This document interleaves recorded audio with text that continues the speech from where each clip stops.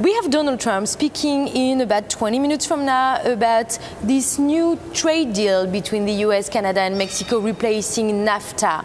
Is that encouraging PSA to come back to North America via Canada? Well, in fact, this is a very timely decision because we are now preparing for our US comeback.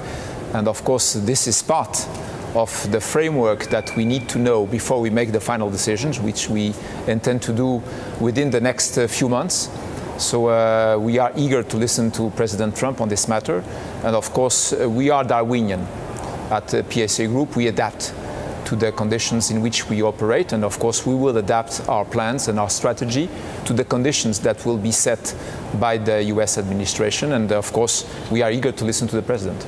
You said that PSA would come back to the US and North America within the next 10 years. Could that accelerate your plan?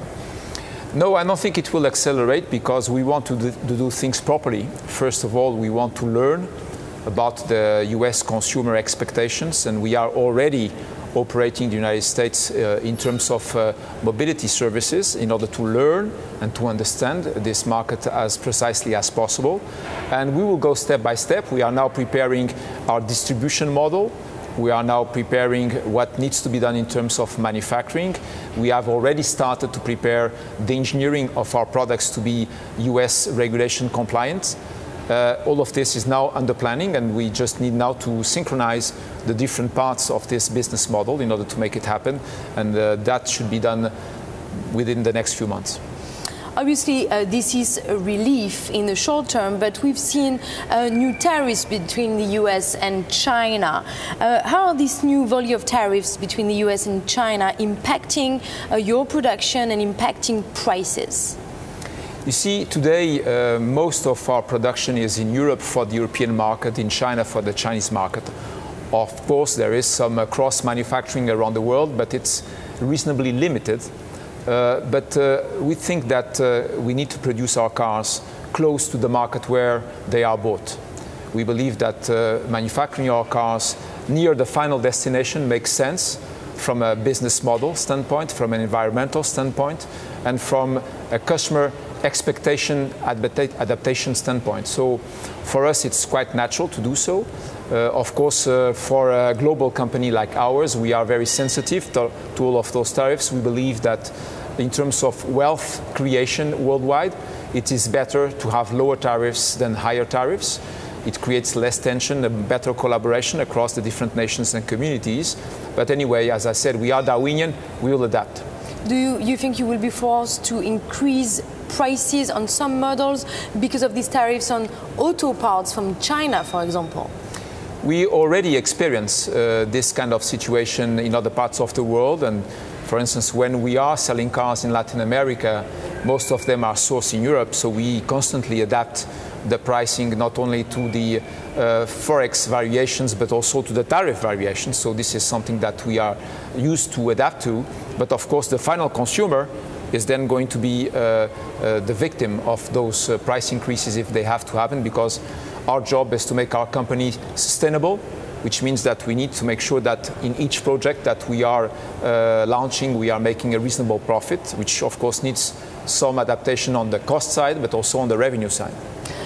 You're introducing some futuristic prototypes for electric vehicles here at the Paris Car Show. Do you think there will be a bigger market for this, given the difficulties encountered by Tesla at the moment? Well, we see that there is a strong correlation between the wealth of each country, each society, and the market share of electric vehicles. We see that. We see that electric vehicles are developing in countries where the GDP per capita is reasonably high, which means that we all need to recognize that sustainable mobility is like biofood.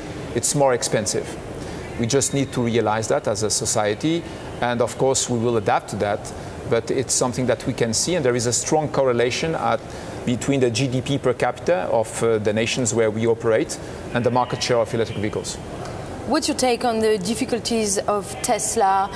Do you think that Elon Musk shouldn't have tweeted about taking his company private over the summer? Do you believe that was a mistake?